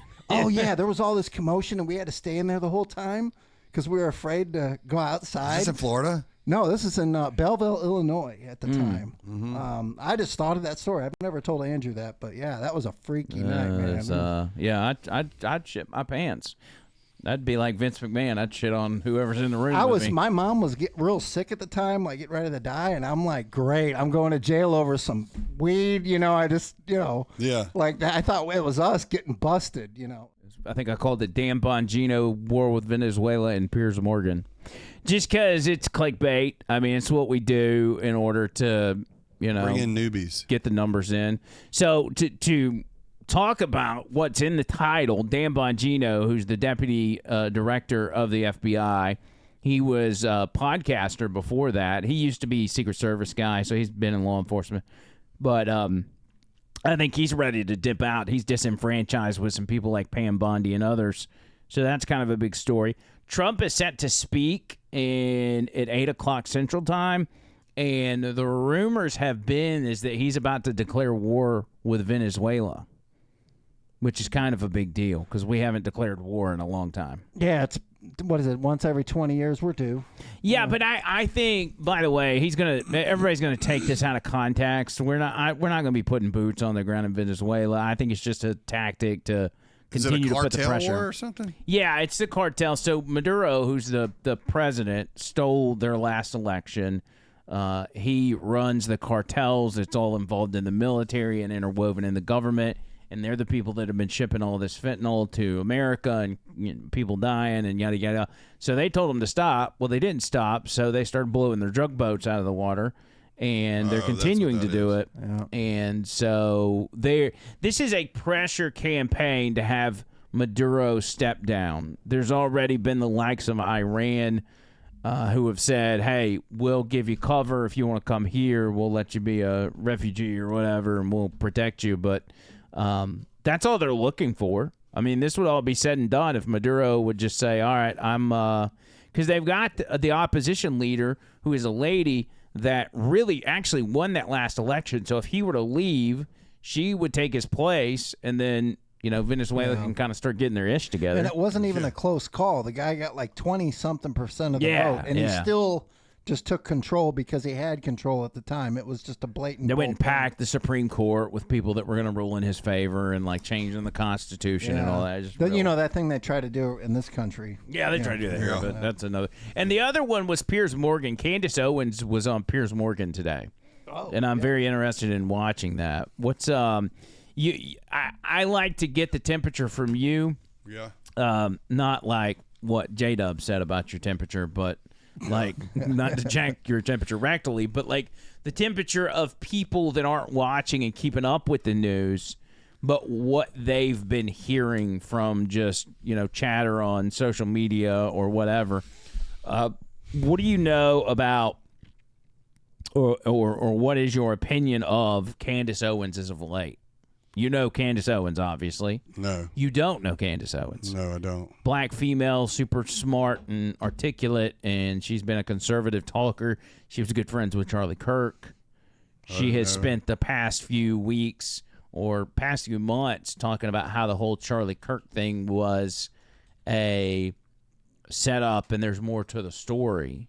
And she's been catching a lot of heat for it. Yeah, that's Candace Owens right there, in case you're... You don't recognize her? Mm-mm. She's pretty, though. She's neighbors with Theo Vaughn in Nashville. Oh, really? Yeah. They're pretty... No, it wouldn't friendly. surprise. I mean, I haven't heard not one word about any of it. Okay, well, that's what I need to know. I just what the temperature is, Yep. like how far are the stories That's we not deal to with? say that it's not plastered everywhere. Dude, it's taken me 8 years to get my algorithm to where I don't see a bunch of negative bullshit. And I've only heard other comics talking on stage about blowing up boats, Venezuelan boats or something. So I didn't. So your source of news is other people's comedy bits. I mean, sometimes, yeah. That's literally all I've heard. Yeah. Well, it's not. Listen, that's not a bad place to be. I know most people will be like, "Well, you need to pay attention." Blah blah blah. I'm very specific. I'm hyper specific. When I check on the news, it has everything to do with Guatemalans and the border.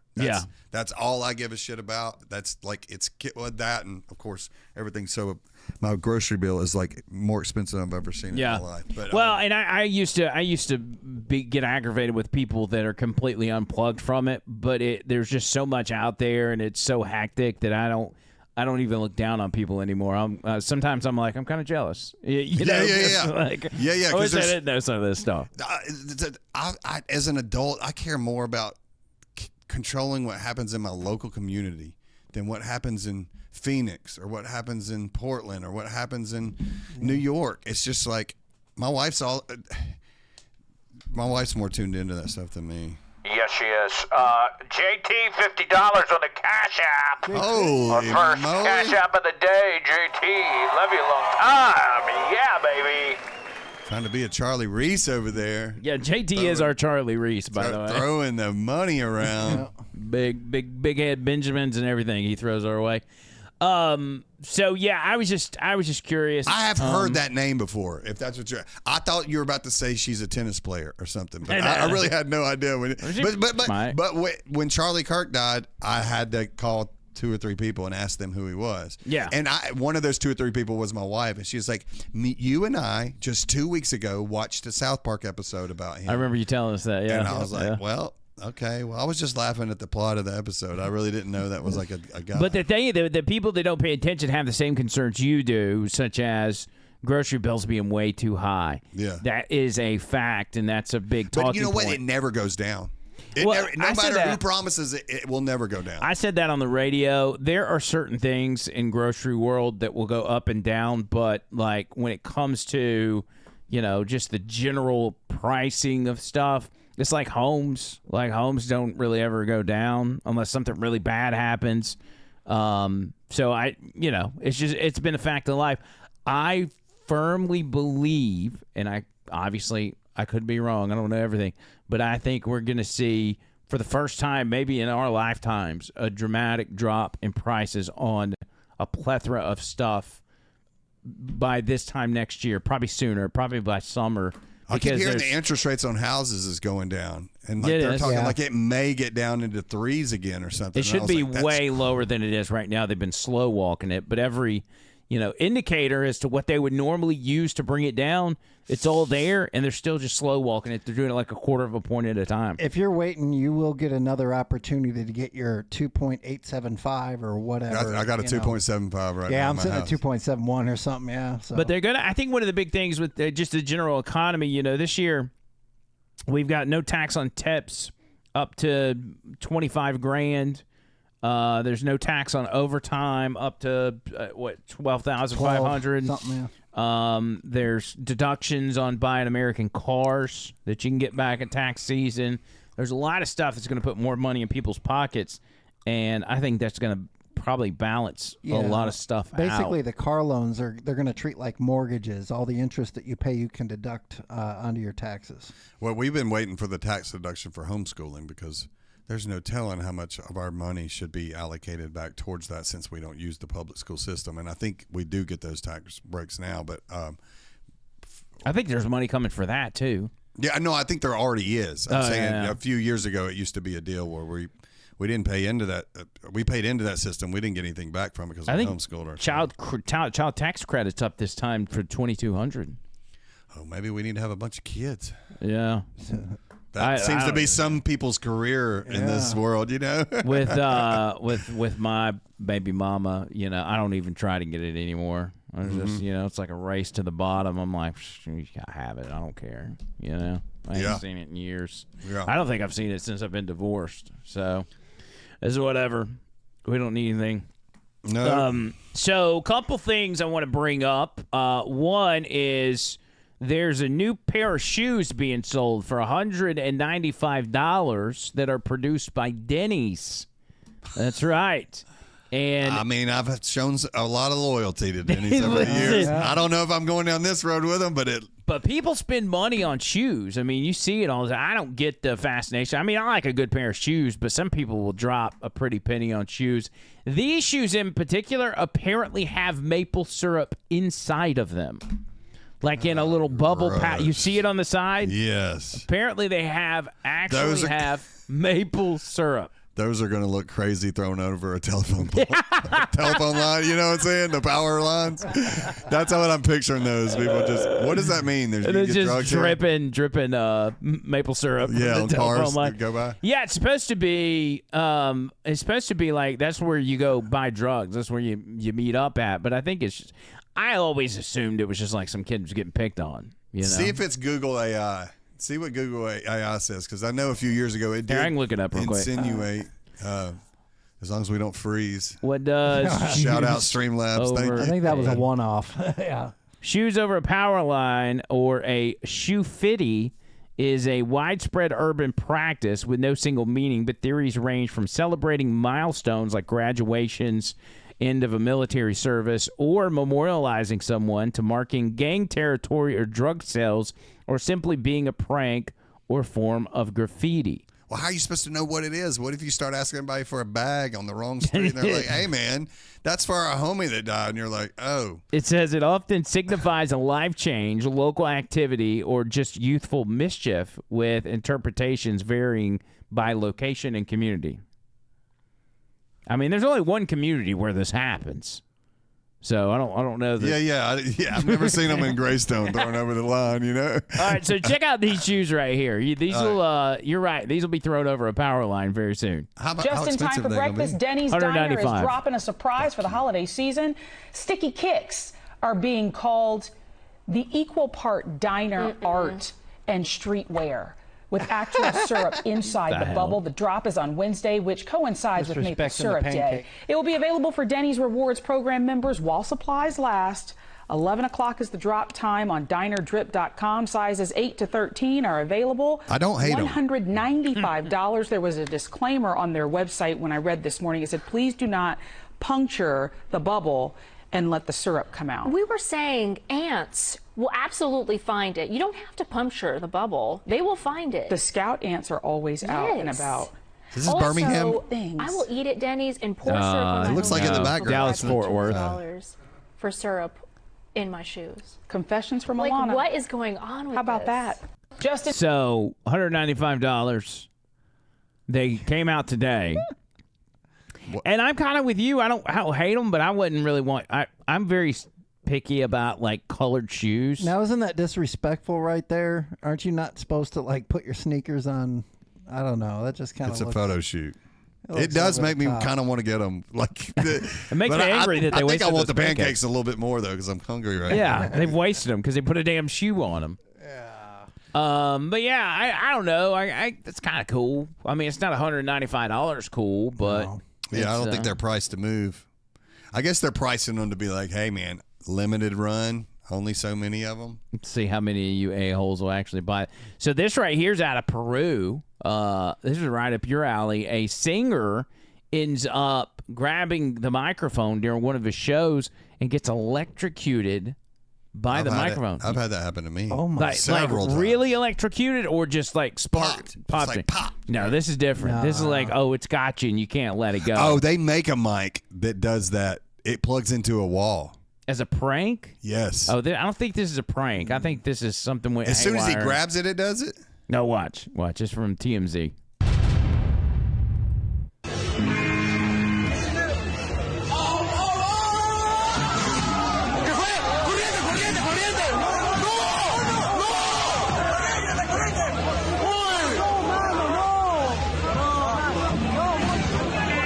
It didn't kill him, did it? Nah, he looks like he's moving. Damn. It can't hold that much voltage, dude. That's crazy. Whoa. He was like, oh! He had some good pipes. How much electricity could run through a mic to paralyze you like that? I'm just curious if he soiled his pants. That's what I'm curious about. Does that I'm happen? sure he did. Now, a common thing in the band world from touring in a band is a lot of these frat houses were janky, like at Troy State or some of, I'm not saying it, just I'm giving an example, like some of these smaller campuses, they will have janky electrical panels, and some of these big bands that come in like Pygmies in US, their sound men are legendary for just being like, I'm not calling any particular one, but they'll be drunk in the past and they'll go tie in directly to power. And if you hit the wrong thing on one of those, tying in directly and clipping right into the hot leg of it, some power is so much that it will pop you off of it. But these panels would lock you into it, and you couldn't get somebody off of it. It would just fry them right there. And there's been some situations I've seen sound guys in frat houses going, I think this is it. And they're like, and I was like, oh my God, this could be the biggest mistake of your life. But the things they do just to get power, because all this equipment costs so much, takes so much power to run, the light show and everything. But right, there's been, I've seen them pulling those cables up that go directly into the electrical box. They're just covered in like just beer crap in the frat house floor. And it's the grossest thing ever, man. That's brutal. Yeah. What about this guy right here? This is out of Macon, Georgia, at a church. And I don't think this guy was supposed to be on stage, but maybe he was just a church goer and says he has a testimonial and wants to speak to the congregation. Yeah. And he's got some beef with, I guess, some other males that have been recently showing up to the church, and he wanted to call them out. What's behind him? Is that a place where you get baptized? Is it? Looks like maybe the manger. I don't know. Maybe it's a nativity scene. That looks like hay. I don't. You mean behind the hay? No, oh, that's hay. Okay. What'd you think it was? I don't know. He was having a landscaping moment. It's winter. I was like, man, that's not. You can't throw that down in the church. All right. So this is what he said. We come in and try to get some help, and then this right here gonna really shock you. This right here gonna really shock you. Get what they come to church doing? Being gay. Yeah, you gotta come here being gay. Bring a little gay spirit in him. Yeah, just walking past you like this. Yeah. Yeah, you at church being gay. How dare you? Want to get tight deep undercovers. You feel you got these undercovers scattered throughout here. I got a couple y'all be looking at me. I'm telling you, boy, you ain't gonna stick nothing at me. You ain't gonna stick nothing at me. Is it being gay? Gay. I ain't gay no more. That's what that's the best sense of that. Yeah. That guy, if you track him down now, he is out of the closet. Which is great. It's so sad that he had to go through a period. It's like, it's hard to imagine we were alive when being gay was like a thing that made people mad. I guess it still does some people, but it's so rare that people give a shit what other people are doing. No, I think people like to just maybe, I think gay jokes are funny. Oh, they're the greatest. But being gay, who cares if you're gay? That is so funny to look back and how everybody used to get so worked up over it. It's like, who gives a shit? Yeah. I mean, gay sex is weird. But gay people they're still people. What is going on this screen? Okay. Yeah, you can't just leave that up there for any period of time and me not. Tony was completely against this. Okay, but it's a trend that's going on social media All right. And essentially, if you'll just play the first set and then pause it for me, Tony. Oh, God. I'll show you an example. Set. It's called the Say the Word game or something. Yep. Okay. And we're going to get you to play it. All right. So go ahead. You can turn it down some, too. So it gives you a beat, and you gotta say sock, sock, rock, rock, sock, sock, rock, rock, and you just gotta go with it. All right, so you can stop it and then rewind it. So it's got 5 different it's got 3 rounds of 5 different levels, and people have been making videos. I got a sneaking suspicion y'all are about to walk me off a cliff here. No, listen. Tons of people have been doing this. That doesn't negate what I just said. I just thought, they've been actually funny videos, like wives have been getting their husbands to do it and everything else, and it's actually pretty difficult. It's Say the Word on beat game or something, and I wanted to see if you would try it.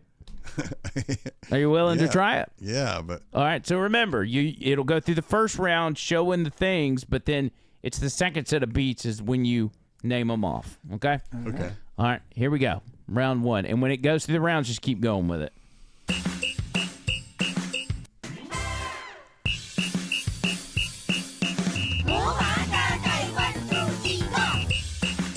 Okay, start over. He didn't.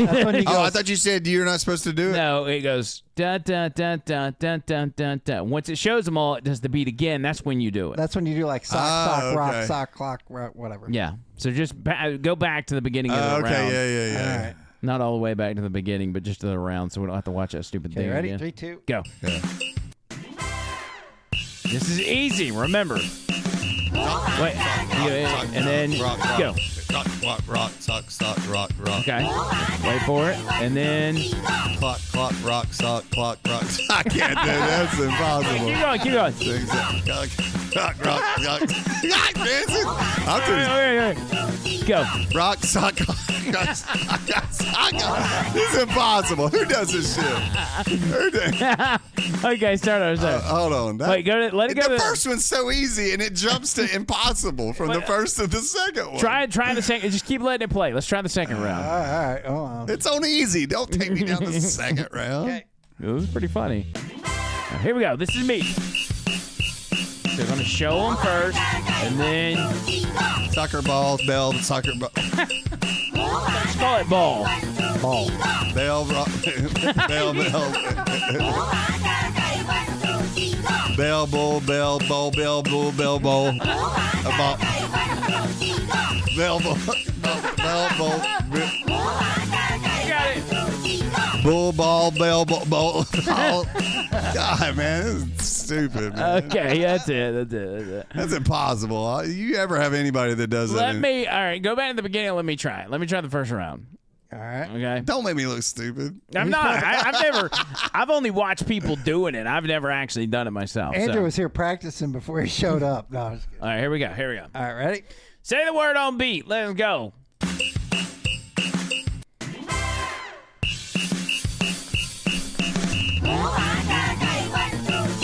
Sock, sock, rock, sock, rock. Clock, rock, sock, sock. Sock, rock, clock, sock, clock. Damn. Rock, sock, clock, rock. Clock, sock, rock, sock, clock. Damn, that's good, dude. Let's My go. brain is deteriorated, man. My brain is. Let me do one more. Let me go through this one. All right. This one's harder. This is the bull and the ball. Ball, bell, bowl, bell, bell, ball. Ball, bull, bell, ball, ball. Bell, bull, bell, ball, bull, bell, bull. Bell, bull, bell, ball, bell, bull, ball. Bull, ball, bell, ball, bell, bull, ball. Nice. Boom. I can barely play that drum beat in my head. You want to try level 3? Hell no. Just for shits and giggles. Okay. Just do one more. It's All right, so here we go. bad. All right. Car and star. Car, star, car. Car. It's a jar. Guitar star, guitar car, guitar star jar. Jar card, guitars. It's guitar. It's 2 syllables. It's too hard to get out. Car, jars, guitars, car, guitar. Jar guitars, car, guitar, jar guitar. You need it. Look, you need Man, to. I'm sweating bullets. I feel like I just I did a triathlon. No, you need to, when you go home, get your wife to do it and video it. Yeah, I just want to make sure everybody in the house is smarter and better than me at this. And if you're wanting any, make sure you wait till after the fact. Yeah, I walked through a spider web 2 weeks ago. My wife hadn't slept with me since. You ever walked through a spider web? Oh, it's bad. I was walking with my wife holding her hand, being like, "Oh, I'll protect you," and it was like, "Oh God, get it out, get it out! Is it on me? Is it on me?" I was like doing a circle, asking her. She was like, "God, that was the most bitch thing I've ever seen you do." Speaking of the most bitch thing ever, did you see that clip of that guy in Europe that woman got attacked and he was with her, and then he just went around and like hid behind the pole or whatever? Yeah, go and see if you can find that. Yeah, be that like, was guy runs from girlfriend attacker or something. That was the most, I'll say, pussy thing I've ever seen. So a guy walks in, or they're in like a little store. Some guy runs in with a knife and he's trying to steal this girl's purse. And instead of her boyfriend defending her and beating the guy up, he runs away. What should I search again? Girl attacked, boyfriend runs away. See if that works. Yeah, this one That's right it. here. That's we not... just got to find the video. Okay, there's the video. Yep. Okay. So go down one. There's one of a full shot. Yeah, right there. Well, keep going. There'll be one. There it is. This one? Yep. All right. Try that one. So this is it right here. This is messed up. It's this loser right here in the back. So I'm watching how you preview screens over here in Streamlabs. I'm totally like, whatever you're doing, I'm not paying attention. I'm paying attention to how you already have a preset screen where we're in the bottom corner. All right, never mind. Go ahead. We're losing. Pussies are drying up as well. So, black guy there on the right is the attacker, and the two in the middle, boyfriend and girlfriend. Watch how this plays out. Viral security footage captured on December 6th shows the terrifying moment a woman was forced to fight off a knife-wielding mugger after her much taller male companion chose to step back and hide behind a wall. In a move he's now unfortunately paying for with internet infamy. The pair of American tourists were walking down the street on vacation in Colombia when the armed attacker suddenly approached them, lunging at the woman trying to steal her phone, according to Newsflash. A man passing by on a motorcycle is then seen doing what her companion failed to do, jumping into action to help the woman. The passerby hopped off his bike and hit the mugger in the head with his helmet. A few other people passing by also jumped in to help fight the mugger off in a dramatic struggle.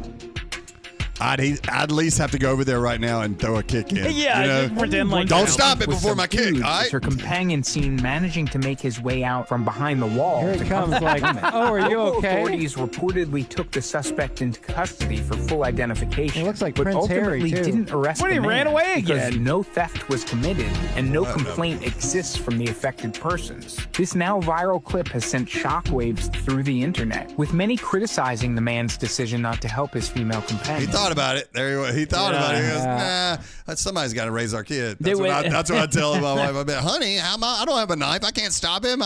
Somebody's got to stick around and That's so there's a lot of people out there on the street. It's like he's got some balls to just be like, yeah, I'm gonna pick this one. Dude, it took more balls to hide in that situation. Than you had to fight. really excuse me. You had to got excuse the me. whole crowd Like, watching. You're like, that guy had to give out 8 excuse me's as he dodged out of that little corner he was pinned in. as soon as the other guy went away, he runs in like, oh, are you okay? You know? Yeah. What a loser. Yeah. Oh, that's terrible, dude. That guy deserves every bit of what he gets because that's just not a normal reaction for a man. I'm sorry. No. I don't think they look more like a couple that was dating. Surely they're not married. That'd be rough. Even if it was somebody he didn't know. My wife throws up everything in my face. That one, if it was on, she would love it if it was on TikTok. She's like, I'm glad everybody got a chance to see the real side of you. By the way, if you're hungry, we've got chips and stuff over there. It's been sent by listeners. We got a stash over there. Cheese It King over there. If you want to go over there and look, No, we'll hold out for a meal. I don't have to wait that much longer. When's the last time you ate?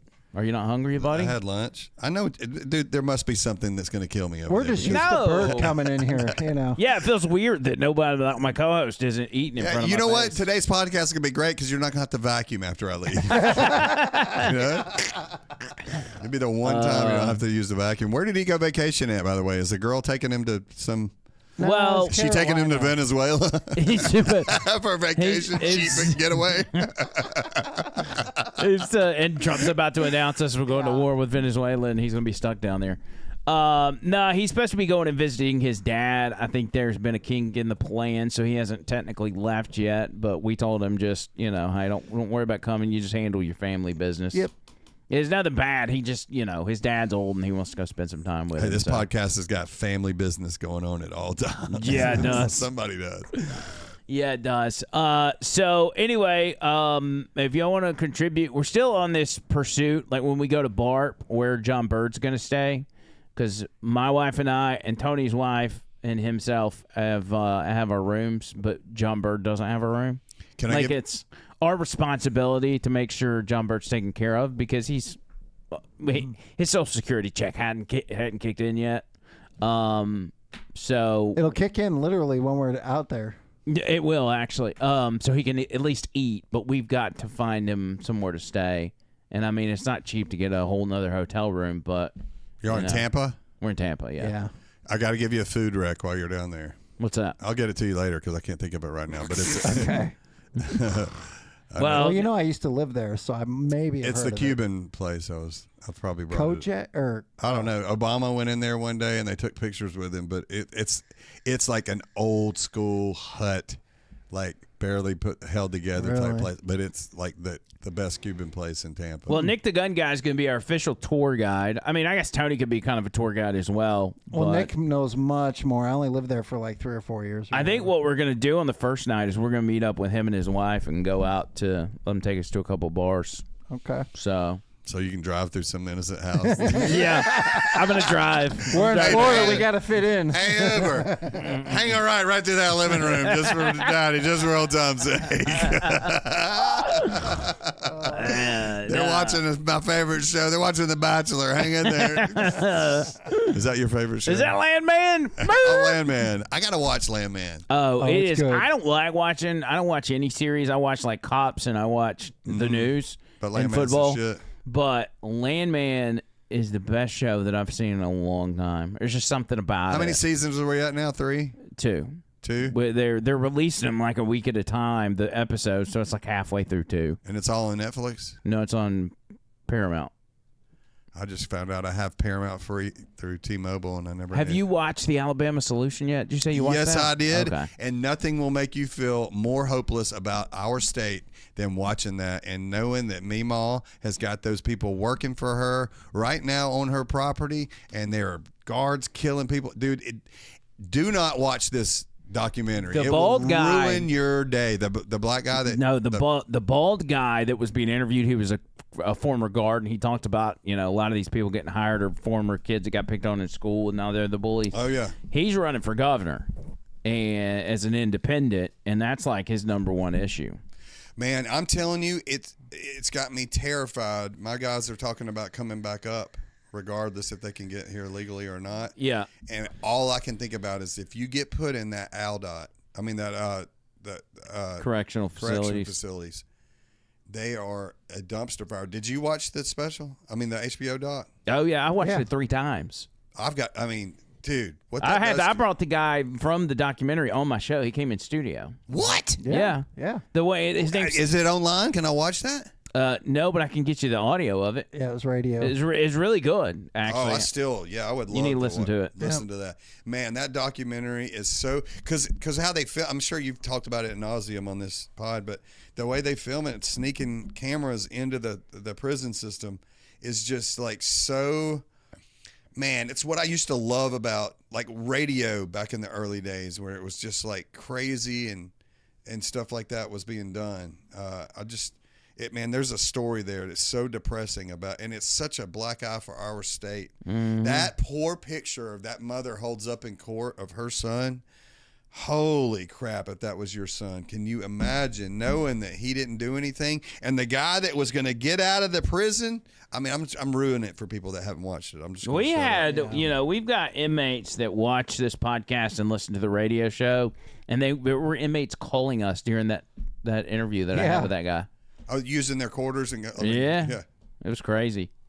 One of them was like, it was obvious that inmates were all talking amongst each other about it because we had one call where the guy didn't even know my name. Somebody in the jail or in the prison told him, like, hey, they're talking about us. Yeah. And that's what they want. They fight tooth and nail just to get this story out there. They risk their life. Absolutely. But yeah, there's just so many things. It's crazy when you watch it because what you think is, after you watch it, you're like, oh, this has got to change everything. This is like, there's no way people can ignore this. And it continues to go on day in and day out. Yep. I mean, what is it called? Prison reform? Is that what they need? Yeah. The whole state is financially. Well, and the DOJ got involved and said, you got to make some drastic changes. And they just said, screw you. We're not going to do it.